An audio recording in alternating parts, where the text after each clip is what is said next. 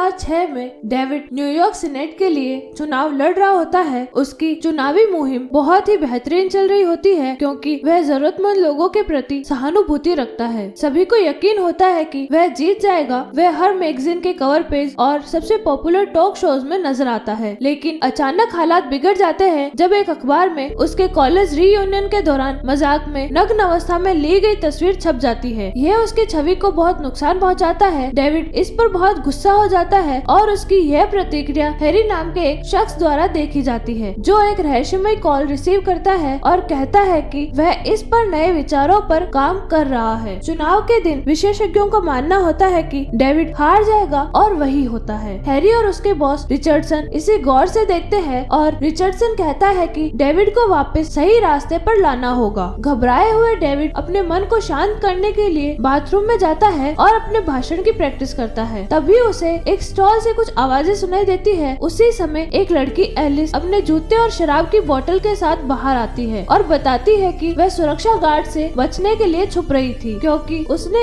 एक शादी में बिन बुलाए एंट्री कर ली थी। दोनों बातचीत करने लगते हैं और तुरंत ही एक दूसरे को पसंद करने लगते हैं। एलिस कहती है कि उसे डेविड का रीयूनियन वाला मजाक बहुत पसंद आया और डेविड मानता है कि वह चुनाव हारकर खुश है क्योंकि अब उसे खुद के लिए समय मिलेगा। लेकिन एलिस को यकीन नहीं होता क्योंकि वह महसूस कर सकती है कि डेविड को भीड़ में रहना पसंद है। तभी डेविड का कैंपेन मैनेजर चार्ली वहां आ जाता है और एलिस जल्दी से भाग जाती है बिना डेविड को अपना कॉन्टेक्ट नंबर देने का मौका दिए क्योंकि उसे गार्ड से बचना होता है। बाद में डेविड अपना भाषण देने जाता है। वह पहले से तैयार किया हुआ भाषण पढ़ता है लेकिन बीच में ही रुक जाता है जब उसे एहसास होता है कि वह वही घिसे पीटे समाज के अनुकूल शब्द बोल रहा है। वह तय करता है कि उसे जनता से दिल से बात करनी चाहिए। जब वह अपने दिल की बात कहता है तो लोग उसे फिर से पसंद करने लगते हैं। एक महीने बाद हैरी और रिचर्डसन की मुलाकात होती है। रिचर्डसन हैरी से कहता है कि वह डेविड की शर्ट पर कॉफी गिरा दे ताकि वह बस मिस कर दे। अब डेविड राजनीति में रुचि नहीं रखता और अपने दोस्त चार्ली द्वारा स्थापित एक फर्म में वरिष्ठ भागीदार के रूप में काम करता है। हैरी पार्क में इंतजार करते करते सो जाता है और जब वह जागता है तब तक डेविड बस में चढ़ चुका होता है। हैरी बस के पीछे भागता है और उधर डेविड को फिर से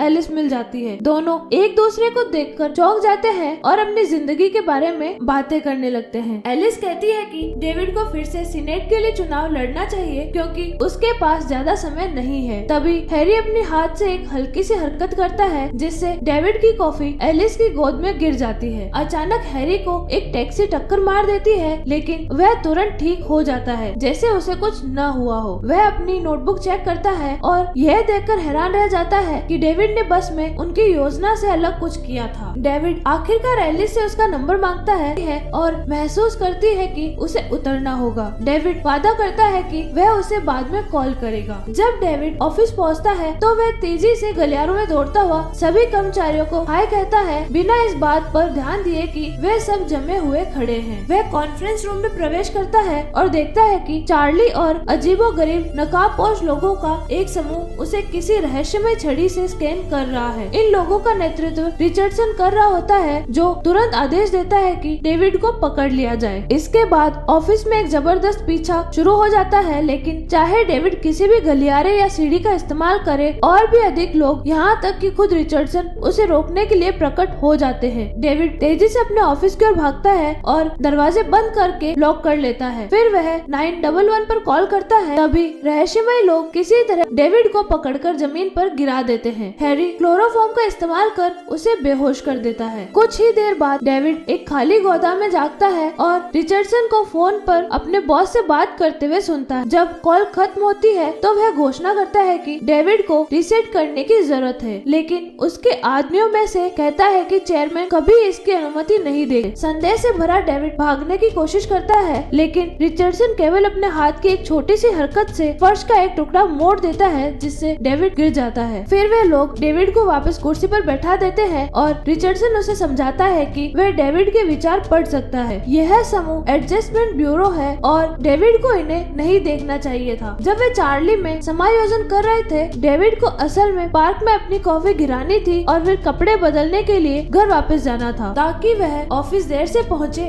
और तब तक टैब वहां से जा चुका हो। दुनिया में हर इंसान का एक तयशुदा रास्ता होता है और टैब उसे छोटे छोटे बदलावों से नियंत्रित साबित करता है, जैसे कॉफी गिरा देना या इंटरनेट कनेक्शन काट देना। इंसानों को इस बारे में पता नहीं होना चाहिए, लेकिन रिचर्डसन डेविड से वादा करने को कहता है कि वह किसी को कुछ नहीं बताएगा। अगर उसने यह नियम तोड़ा तो वे उसकी याददाश्त और व्यक्तित्व को पूरी तरह रीसेट कर देंगे। रिचर्डसन यह भी कहता है कि डेविड को अब कभी भी एलिस से नहीं मिलना चाहिए, क्योंकि वह उसकी योजना में नहीं है। वे लोग डेविड की जेब से एलिस का नंबर निकालकर जला देते हैं। इसके बाद डेविड को चार्ली के ऑफिस में फेंक दिया जाता है। हर चीज फिर से सामान्य हो जाती है और अब वह टैब के किसी भी सदस्य को नहीं देख सकता। पूरा दिन डेविड उस घटना के बारे में सोचता रहता है और यहाँ तक कि चार्ली भी एक मीटिंग के दौरान उसकी ध्यान भंग स्थिति को नोटिस करता है। काम के बाद डेविड एक बार में जाता है और एलिस का फोन नंबर याद करने की कोशिश करता है। तभी हैरी आकर उसके पास बैठ जाता है और पूछता है कि वह उस लड़की के पीछे इतना क्यों पड़ा हुआ है जिससे उसे मिलने की इजाजत नहीं है। बार में इस बारे में बात करना खतरनाक होता है, इसलिए वे एक नाव पर मिलने का फैसला करते हैं जहाँ ज्यादा प्राइवेसी होती है। वहाँ हैरी समझाता है कि पानी उन्हें टैब की नजरों से छुपा सकता है। वह यह भी बताता है कि एजेंट वास्तव में लोगों के दिमाग नहीं पढ़ सकते, वे बस उनके इतिहास और आदतों का विश्लेषण करते हैं, जिससे यह अनुमान लगाना आसान हो जाता है कि वे आगे क्या करने वाले हैं। 3 साल बाद डेविड बस में सफर कर रहा होता है जब अचानक वह सड़क पर एलिस को चलते हुए देखता है। वह तुरंत बस से उतर जाता है और उसे पकड़ने के लिए दौड़ता है। डेविड मानता है कि उसने 3 सालों तक हर दिन उसी बस से सफर किया, इस उम्मीद में कि शायद वह एलिस से फिर से मिल सके। वे दोनों टहलने निकलते हैं और डेविड उसे बताता है कि उसने उसका नंबर खो दिया था। टैब का एक एजेंट तुरंत डेविड की बदली हुई दिनचर्या को नोटिस करता है और रिचर्डसन को इसकी सूचना देता है, जो तुरंत अपने आदमियों को उनके पीछे भेज देता है। इस बीच एलिस डेविड को बताती है कि वह एक समकालीन बैले कंपनी में डांसर है और अगले दिन होने वाले अपने शो के बारे में जानकारी देती है। टैब डेविड के दोस्त चार्ली को भेजता है ताकि वह उनकी डेट में खलल डाल सके। जाने से पहले वादा करता है कि वह उससे फिर से मिलेगा। उसी दोपहर डेविड घोषणा करता है कि वह दोबारा सीनेट के लिए चुनाव लड़ेगा, जबकि एलिस को टैब से एक चालाकी भरा टेक्स्ट मिलता है कि उसकी रिहर्सल का स्थान बदल गया है। भाषण खत्म करने के बाद डेविड देखता है कि रिचर्डसन उसे दूर से देख रहा है, जिससे उसे शक होता है कि कुछ गड़बड़ है। वह चार्ली को अपने सभी इंटरव्यू रद्द करने के लिए कहता है और फिर बैले कंपनी के स्टूडियो की ओर दौड़ पड़ता है, लेकिन वह बंद मिलता है। डेविड कंपनी को कॉल करके रिहर्सल की जानकारी लेने की कोशिश करता है, लेकिन उसकी कॉल जल्दी ही काट दी जाती है। वह एक अजनबी आदमी का फोन लेकर दोबारा कॉल करने की कोशिश करता है, लेकिन कोई फायदा नहीं होता। डेविड को शहर में इधर उधर भागते देख रिचर्डसन और उसका सहायक उसके सामने प्रकट होते हैं और उसे एलिस को भूल जाने के लिए मनाने की कोशिश करते हैं। डेविड पूछता है कि अगर एलिस उसकी योजना में नहीं थी तो उसे उसके लिए इतनी गहरी भावनाएं क्यों हो रही है, लेकिन रिचर्डसन के पास इसका भी कोई जवाब नहीं होता। गुस्से में डेविड एक कैफे में जाता है और वहाँ पूछता है कि क्या किसी को बैले कंपनी के स्टूडियो का पता है। डेविड टैक्सी लेने की कोशिश करता है, लेकिन रिचर्डसन उसके लिए कोई भी गाड़ी रुकने नहीं देता। आखिरकार डेविड एक विशेष टैक्सी के पीछे भागकर उसे रोकने में कामयाब होता है, लेकिन तभी एक और गाड़ी आकर उससे टकरा जाती है। डेविड तुरंत टैक्सी ड्राइवर की मदद के लिए आगे बढ़ता है और फिर दूसरी कार में झांककर देखता है, लेकिन वह पूरी तरह से खाली होती है। वह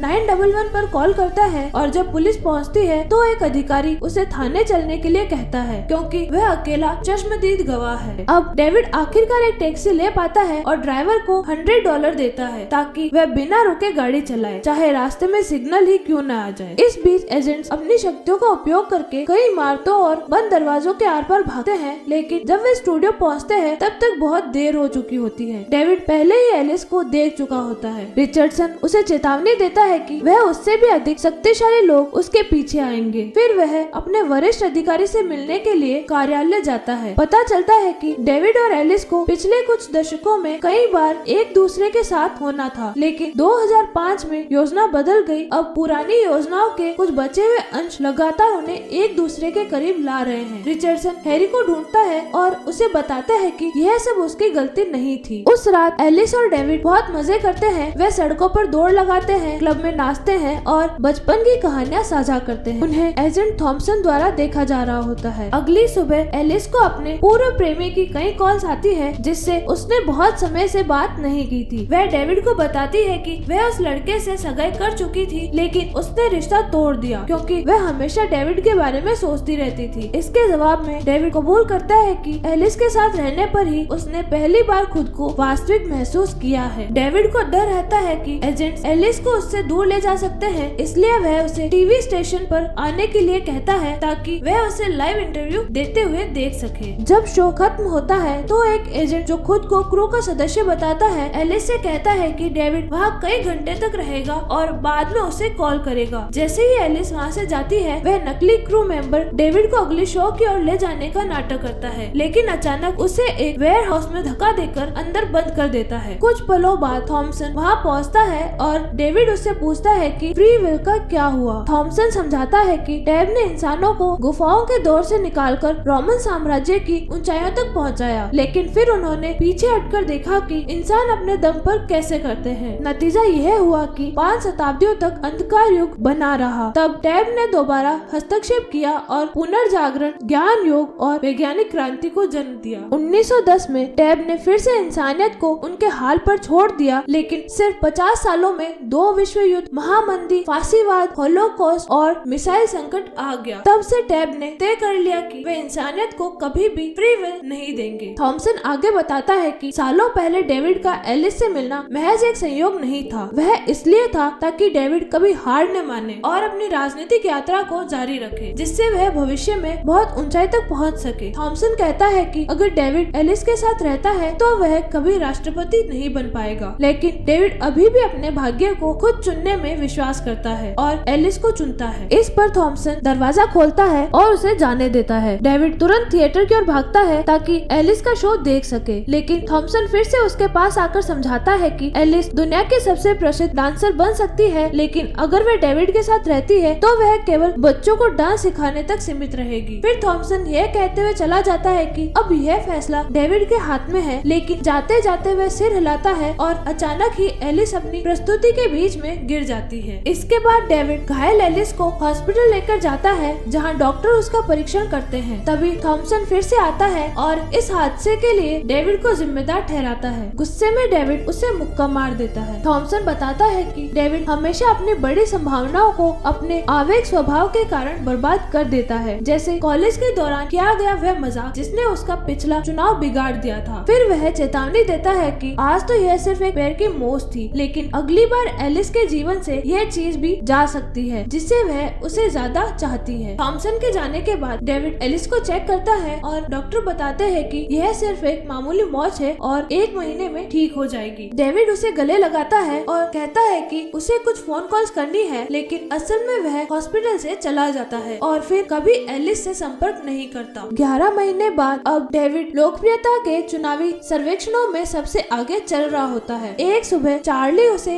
एक अखबार दिखाता है जिसमें महत्वपूर्ण खबर होती है। एलिस अपने पूर्व प्रेमी के साथ वापस आ गई है और उनकी शादी अगले हफ्ते होने वाली है। डेविड इस खबर से दुखी होता है, लेकिन खुद को इसे अनदेखा करने के लिए मजबूर करता है। कुछ दिन बाद हैरी उससे मिलने आता है और बताता है कि थॉमसन ने उससे झूठ कहा था। एलिस उसकी लापरवाही की वजह नहीं थी, बल्कि एलिस वह व्यक्ति थी जो डेविड को संपूर्ण महसूस करने में मदद कर सकती थी, जिससे उसे भीड़ के प्यार और व्हाइट हाउस के सपने से अपना भावनात्मक खालीपन भरने की जरूरत नहीं पड़ती। डेविड के भाई और पिता की मौतें टैब द्वारा किए गए बलिदान थे ताकि डेविड एक सफल इंसान बन सके जो वह आज है। अब डेविड दोबारा एलिस को चुनना चाहता है, लेकिन शादी कल है। अगर वह सही समय पर वहां पहुंचना चाहता है तो थॉमसन से बचना है तो उसे हैरी से सीखना होगा कि एजेंट्स की तरह दरवाजों के जरिए टेलीपोर्ट कैसे किया जाए। हैरी उसे सलाह देता है कि हमेशा दरवाजे का हैंडल घड़ी की दिशा में घुमाए और समझाता है कि जब वे अपनी विशेष टोपी पहनते हैं तो कोई भी दरवाजा बंद नहीं होता। वे एक दरवाजे से गुजरते हैं और अचानक एक म्यूजियम में प्रकट होते हैं, फिर एक पंपिंग स्टेशन में। हैरी डेविड से कहता है कि वह थोड़ा इंतजार करे और फिर दरवाजे का हैंडल उल्टी दिशा में घुमाए, जिससे उसे अन्य एजेंट से बचने में मदद मिलेगी। जब वे एजेंट्स वहां से चले जाते हैं तो हैरी डेविड को सिखाता है कि उसे किस क्रम में किन दरवाजों से गुजरना होगा ताकि वह सही दरवाजे तक पहुंच सके। साथ ही वह याद दिलाता है कि हर उस व्यक्ति से भागो जो टोपी पहने हो, क्योंकि वह कोई छुपा हुआ एजेंट हो सकता है। पूरी रात इस योजना को समझने के बाद हैरी डेविड को अपनी टोपी देता है और उसे शुभकामनाएं देता है। जैसे ही डेविड दरवाजों से होकर दौड़ने लगता है और बारिश में भागता है, टैब उसे ट्रैक करने में असफल हो जाते हैं और वे उसे ढूंढने के लिए अपनी पूरी टीम भेजते हैं। तेजी से दौड़ते हुए डेविड भीड़ से टकराता है और ट्रैफिक में दौड़ता हुआ कोर्ट हाउस तक तक पहुंचता है। इस बीच दूल्हा पहले ही अपनी शादी के इंतजार में खड़ा होता है, लेकिन चिंतित दिखता है क्योंकि एलिस अभी तक वहां नहीं पहुंची। कोर्ट हाउस के प्रवेश द्वार पर मेटल डिटेक्टर होता है, इसलिए डेविड को अपनी जैकेट और फोन बाहर छोड़ना पड़ता है, लेकिन वह अपनी टोपी वापस लेने में कामयाब हो जाता है। कई गलियारों से दौड़ते हुए डेविड आखिरकार बाथरूम में एलिस को ढूंढ लेता है, लेकिन एलिस गुस्से में होती है क्योंकि उसने उसे छोड़ दिया था। तभी एक एजेंट अंदर आता है और डेविड उसे मुक्का मारकर बेहोश कर देता है। फिर वह एजेंट की नोटबुक उठाकर एलिस को पूरी सच्चाई दिखाता है। डेविड उसे बताता है कि वह उससे प्यार करता है और अपनी पूरी जिंदगी उसके साथ बिताना चाहता है। जैसे ही वह अपनी टोपी उतारता है, टैब को उसकी लोकेशन मिल जाती है और वे उसे पकड़ने के लिए एजेंट्स भेज देते हैं। डेविड जल्दी से दरवाजे को बंद करता है, टोपी फिर से पहनता है और एलिस को एक दरवाजे के जरिए सीधे एक स्टेडियम में टेलीपोर्ट कर देता है। डेविड और एलिस पूरे शहर में कई दरवाजों के जरिए भागते हैं। जब एलिस को घबराहट महसूस होती है तो डेविड उसे शांत करता है और उससे उस पर भरोसा करने को कहता है। तभी एजेंट्स उनके बहुत करीब पहुंच जाते हैं और दोनों एक दरवाजे से निकल जाते हैं। एलिस अचानक स्टैच्यू ऑफ लिबर्टी के सामने खड़ी रह जाती है। डेविड उसे और ज्यादा जानकारी देता है कि क्या हो रहा है और उसे खुद फैसला लेने का मौका देता है। वह या तो उसके साथ आ सकती है या फिर उसे छोड़ सकती है, जिससे वे कभी दोबारा नहीं मिलेंगे। कुछ सेकंड सोचने के बाद एलिस डेविड के साथ चलने का फैसला करती है। वे दरवाजे का हैंडल उल्टी दिशा में घुमाते हैं, जिससे वे सीधे टैब के हेडक्वार्टर में पहुंच जाते हैं। कुछ एजेंट्स उन्हें रोकने की कोशिश करते हैं, लेकिन डेविड उन्हें धक्का देकर गिरा देता है। फिर वे एक और दरवाजे से निकलते हैं और सीढ़ियों की ओर भागते हैं, जबकि एजेंट्स तेजी से उनके पीछे दौड़ते हैं। वे असंख्य गलियारों, कमरों और सीढ़ियों से गुजरते हुए आखिरकार छत तक पहुंच जाते हैं। तभी एजेंट्स उन्हें चारों तरफ से घेर लेते हैं, लेकिन डेविड और एलिस एक दूसरे को प्यार भरी नजरों से देखते हैं। जैसे ही वे ये करते हैं, टैब के सभी एजेंट्स थॉमसन को छोड़कर गायब हो जाते हैं। थॉमसन हैरान रह जाता है और उनसे कहता है कि अपना भाग्य खुद लिखने की कोशिश कभी सफल नहीं होगी। तभी हैरी एक संदेश लेकर आता है। थॉमसन उसे पढ़ता है और चुपचाप वहाँ से चला जाता है। इसके बाद हैरी डेविड और एलिस को बताता है कि यह संदेश टैब के नेता चेयरमैन की ओर से था। दरअसल चेयरमैन इस जोड़े की हिम्मत और उनके सब कुछ दांव पर लगाने की इच्छा से प्रेरित हो गया था, इसलिए उसने उनकी किस्मत का लिखा हुआ प्लान बदल दिया। अब उन्हें एक साथ रहने की अनुमति मिल गई है और उनकी किताब के बाकी पन्ने अब पूरी तरह खाली हैं। यानी अब वे अपनी जिंदगी अपनी मर्जी से जी सकते हैं। अब वे बिना किसी खतरे के नया जीवन शुरू करने के लिए पूरी तरह आजाद हैं। इस पर हैरी सोचता है कि क्या फ्री विल एक ऐसा तोहफा है जिसे चेयरमैन केवल उन्हीं लोगों को देता है जो इसके लिए पूरी तरह लड़ने को तैयार होते हैं।